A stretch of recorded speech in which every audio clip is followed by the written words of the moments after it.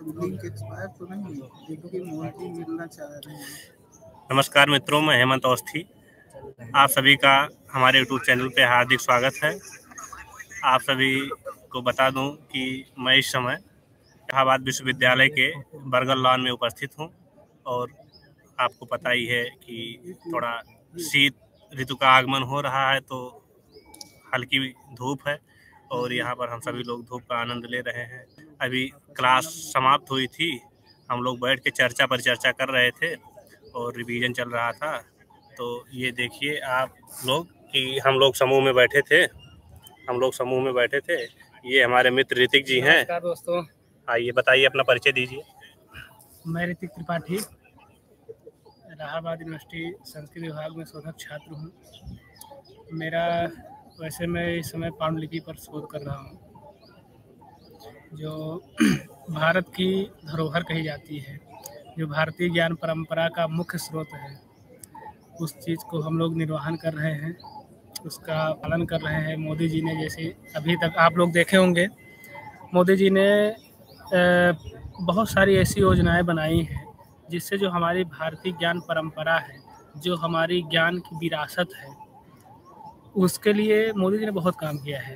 जैसे अगर मैं बात करूं ज्ञान भारत मिशन, जो ज्ञान भारत मिशन है वो भारत सरकार के द्वारा अभी नया लाया गया है। इसमें जैसे अभी तक था राष्ट्रीय पांडुलिपि मिशन, उसके एवज में इसको लाया गया है, अर्थात उसके स्थान पर। अभी तक राष्ट्रीय पांडुलिपि मिशन ये करता था कि पांडुलिपियों का लोगों से इकट्ठा करता था, उसके बाद उसका डिजिटलाइजेशन, उसका संरक्षण, संवर्धन, इस प्रकार से उसमें काम होता था। लेकिन शायद कहीं ना कहीं कुछ ना कुछ कमी रही होंगी, तो इसलिए मोदी सरकार ने उसमें संशोधन करके उसको नया नाम दिए हैं, ज्ञान भारत मिशन। उसके अंतर्गत अगर हम देखें तो लगभग 50 लाख से अधिक पांडुलिपियों का संग्रह किया जा चुका है, 50 लाख से अधिक, और लगभग 1,35,000 के करीब पांडुलिपियों का डिजिटलाइजेशन हो चुका है, जिसमें से 70,000 के करीब कुछ पांडुलिपियां हैं जिनको ऑनलाइन सोर्सों के माध्यम से आप लोग प्राप्त कर सकते हैं। और जैसे ये तो ठीक है, ये भारतीय ज्ञान परंपरा का मुख्य स्रोत है। इसके साथ साथ अगर हम देखें तो भारत सरकार ने एक नया, जो भारत की जो ज्ञान विरासत है उसको बढ़ाने के लिए, अर्थात अभी तक हम लोग क्या करते थे कि पाश्चात्य के जो शिक्षा प्रणाली थी उसके आधार पर हम लोग क्या करते थे, अभी तक पढ़ाई होती थी या अध्ययन अध्यापन, हम लोग कुछ भी होता है कि परमाणु की खोज किसने की, तो हम लोग बता देते हैं कि कोई ये विद्वान, कोई वो विद्वान। लेकिन हम लोग अपने जो भारतीय ज्ञान परंपरा, जो भारत में ज्ञान की विरासत है, उसमें किसने क्या किया। जैसे महर्षि कणाद थे, कणाद ने क्या किया, परमाणु की, पदार्थ की जो सबसे सूक्ष्मतम जो मतलब शुरुआत होती है पदार्थ की, परमाणु से, तो परमाणु की खोज की। इसके साथ ही साथ हम महर्षि भारद्वाज, जिन्होंने वायु विमान इत्यादि शास्त्रों, मतलब विमान शास्त्र में उन्होंने विमान किस प्रकार से होता है उसका स्ट्रक्चर एक तरह से उन्होंने बनाने का प्रयास किया। इसके लिए उन्होंने ज्ञान की जो विरासत है उसको आगे बढ़ाने के लिए मोदी सरकार ने अभी एक योजना लॉन्च की जिसका नाम है IKS, इंडियन नॉलेज सिस्टम। ये क्या है, हमारे ज्ञान की विरासत को पुनरुद्धार के लिए एक पहल है मोदी सरकार के द्वारा, बहुत ही सराहनीय है। इस पर हम लोग वो कर सकता हूँ। लेकिन मेरा भी उसी में एक छोटा सा, जैसे एक समुद्र में भगवान जब वो बना रहे थे, पुल बना रहे थे, तो गिलहरी जैसे प्रयास कर रही थी, उसी प्रकार मेरा भी प्रयास है इस ज्ञान की विरासत में। जी ऋतिक जी, और ये बताइए कि छात्रों की जो बहुत सारे क्वेरी रहती हैं कि किसी को पांडुलिपि पे कार्य करना है, तो पांडुलिपि को प्राप्त कैसे किया जाए। बहुत छात्र कॉल करते हैं, मैसेज करते हैं कि मुझको शोध करना है, पांडुलिपि पे शोध करना है सर। तो पांडुलिपि को प्राप्त करना थोड़ा बहुत दुष्कर होता है। जैसे मैंने भी पांडुलिपि खोजने में काफ़ी मेहनत की थी, तो आप थोड़ा मार्गदर्शन करिए छात्रों को। देखिए क्या है, पांडुलिपि वैसे भी बहुत दुर्लभ है, क्योंकि आप पांडुलिपि को जहाँ भी जाएंगे, यदि आपके पास है तब तो ठीक है, यदि आपके पास नहीं है तब वो आपको अपने हाथ में लेने के लिए नहीं मिलेगी पांडुलिपि। आप उसकी कॉपी देख सकते हैं, लेकिन इनकी मैं कई संस्थाओं के नाम बताऊंगा हाँ जिसके बारे में आप मतलब जहाँ से आप पांडुलिपि ले सकते हैं जी। या पांडुलिपि प्राप्त करने के जो साधन हैं उनके बारे में मैं आपको बताता हूँ। जैसे जो सबसे पहला जो प्राथमिक चीज़ होता है वो होता है कैटलॉग, और उसके आधार पर आप पांडुलिपि को खोज सकते हैं। जैसे जो विभिन्न संस्थाएं हैं उन संस्थाओं का अपना अपना कैटलॉग है, उस कैटलॉग को देख करके आप उससे पता कर सकते हैं कि कौन सी पांडुलिपि हमको मतलब चाहिए।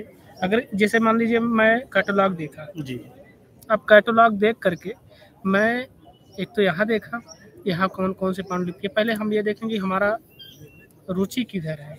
हम लोग जी जी मतलब भाई ऐसा भी होता है कि हम किस क्षेत्र पर करना चाहते हैं। पांडुलिपि तो कई प्रकार की बहुत हैं, सारी विधाएं, जैसे बहुत सी साहित्य विधाएं है, हैं, व्याकरण है, दर्शन है, वेद विधा वेद है अध्याय है, इत्यादि। लेकिन हमारा रुचि किधर है, हम किधर मतलब अपना लक्ष्य निर्धारित करते हैं। जैसे मान लीजिए पांडुलिपि हम व्याकरण से संबंधित लेते जी। हैं या साहित्य से संबंधित लेते हैं, तो हमको उसी का कैटलॉग देखना है। जैसे मैं बोरी वहाँ का है, भंडारकर ओरिएंटल इंस्टीट्यूट जी पुणे में है।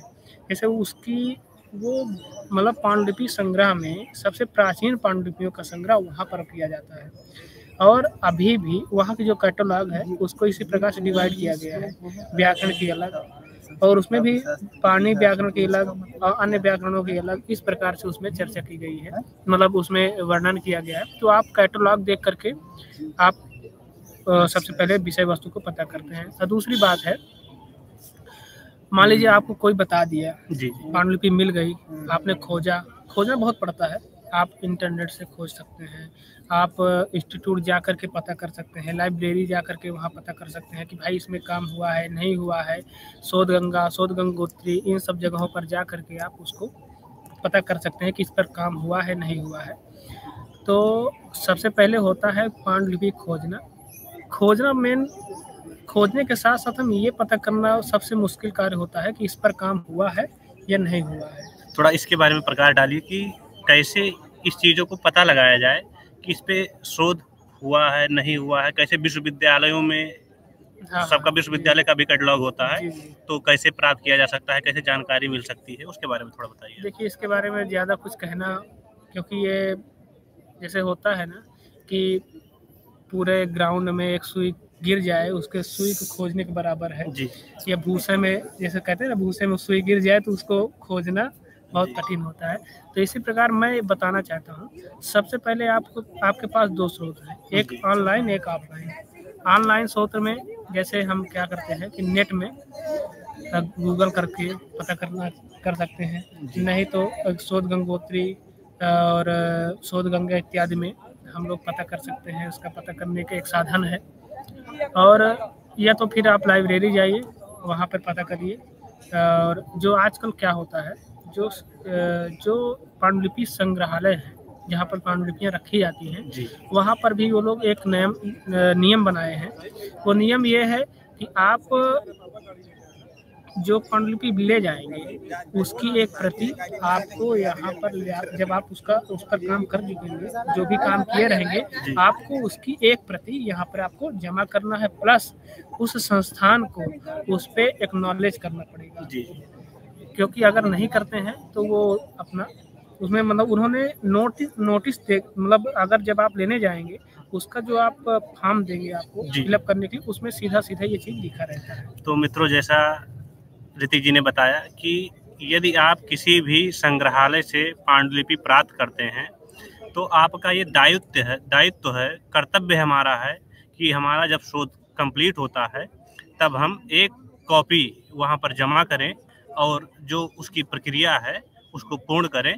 इससे ये भी जो आगामी शोध होने वाला है उससे ये पता चलता है कि हाँ, इस टॉपिक पर शोध हो चुका है, इस पांडुलिपि पर कार्य हो चुका है। इससे आने वाली पीढ़ियों को सहायता मिलती है। जी, बहुत बहुत अच्छी बात कही आपने। और इसके साथ साथ यदि हम बात करें, जैसे पांडुलिपियों की बात कर रहे हैं तो पांडुलिपियों की चर्चा करते हैं कि देखिए ऑनलाइन सोर्सेज बहुत हैं पांडुलिपि प्राप्त करने के भी। मैं आपको कुछ तरीका बताता हूँ पांडुलिपि हम लोग ऑनलाइन घर बैठे कैसे मंगा सकते हैं जी। या कैसे प्राप्त कर सकते हैं। जैसे मान लीजिए हमें पांडुलिपि मिल गई, हम पता कर लिए कि पांडुलिपि मतलब हमें पता चल गया इस विषय पर ये पांडुलिपि हमें चाहिए, इस पर मुझे काम करना है। जी। ठीक है, तो मैं करता क्या हूँ, सबसे पहले जो राष्ट्रीय पांडुलिपि मिशन की वेबसाइट है NMM, जी, ठीक है, जिसे अब ज्ञान भारतम कर दिया ज्ञान भारतम कर दिया गया है। आप उस पर जाइए, उसमें एक सेक्शन है, वहाँ पर जाएंगे तब उसमें पांडुलिपि सर्च करने का एक बार आता है, उसमें जाएं और पांडुलिपि का जो टाइटल है, लेखक हैं, जो भी है आपके पास, जो भी आपको पता है उसको वहाँ पर टाइप करिए। टाइप करने के बाद उसको सर्च करिए, वो ऑटोमेटिक क्या करता है, जितनी भी पांडुलिपियाँ भारत में हैं जिनको संग्रहित कर ली गई हैं उसका आपको पूरा डाटा दे देगा। जी। पूरा डाटा आपको प्राप्त हो गया। अब आप क्या करेंगे, जैसे मान लीजिए मैं भंडारकर इंस्टीट्यूट की बात करता हूँ, वहाँ पर क्या है, अगर आपको पता चल गया कि भंडारकर इंस्टीट्यूट में है तो आपको वहाँ जाने की ज़रूरत ही नहीं है। आप उसके कैटलॉग उठाइए, उसकी जो ईमेल आईडी है वहाँ की भंडारकर इंस्टीट्यूट की, बोरी इसको बोलते हैं, बोरी का एक संक्षेप में तो उसके जो ये है क्या बोलते हैं ईमेल है, इस ईमेल के थ्रू आप उसको बता सकते हैं, उनको भेज सकते हैं ईमेल में कि हमको ये मतलब ये पांडुलिपि हमको चाहिए, उसका कैटलॉग देख करके ये पांडुलिपि चाहिए, पांडुलिपि का नंबर ये है, कितने फोलियो चाहिए अर्थात कितने पत्र उसमें चाहिए हमको, वो भी मेंशन करना पड़ता है। फिर वो लोग आपको रिप्लाई करते हैं, उसमें एक फॉर्म भेजते हैं वो लोग, तो उस फॉर्म को आप क्या करिए, प्रिंट आउट निकालिए। प्रिंट आउट निकालने के बाद आप ज़्यादा कुछ नहीं, उसका ऑफलाइन मतलब प्रिंट आउट निकालने के बाद उसको भरिए। भरने के बाद उसका जो डिटेल पूछता है और उसके बाद उन्होंने मतलब उसमें वो फिर आपको बताएंगे पैसा पेमेंट करने का। देखिए क्या है, इस सब के संरक्षण में बहुत ज़्यादा पैसा लगता है। कोई भी काम, ये काम बहुत ज़्यादा मतलब बहुत पैसा इसमें लगता है, इसका संरक्षण में बहुत ज़्यादा, तो उसी के एवज में वो लोग पैसा निर्धारित करते हैं। जैसे भंडारकर इंस्टीट्यूट में क्या है, आप अगर कलर प्रिंट आउट लेंगे, कलर में लेंगे या पांडुलिपि, तब आपको पर पेज 100 रुपये लगता है, पर फोलियो 100 रुपये देना पड़ता है। यदि आप ब्लैक एंड वाइट कर लेते हैं तब आपको वहाँ पर 10 रुपये लगता है, प्लस 18% GST भी लगता है। तो इस प्रकार आप उसका फॉर्म फिर से उनको रिप्लाई करिए, उनको भेज करके आप इस पर ये कर सकते हैं, पांडुलिपि प्राप्त कर सकते हैं। तो मित्रों, आप सभी ने जाना कि पांडुलिपि कैसे प्राप्त किया जा सकता है, उसके कुछ संस्थान क्या हैं, और आपके जो समस्याएं हैं आप कमेंट बॉक्स में लिखिए और उसका उत्तर हम अगली वीडियो में देंगे। सभी का धन्यवाद।